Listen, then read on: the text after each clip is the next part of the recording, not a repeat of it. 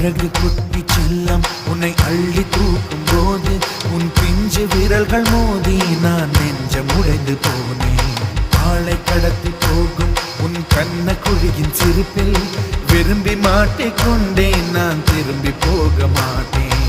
அம்முனி என் பொம்முனி, மம்முனி என் மின்மினி, உனக்கு தெரிந்த மொழியிலே எனக்கு பேச தெரியல.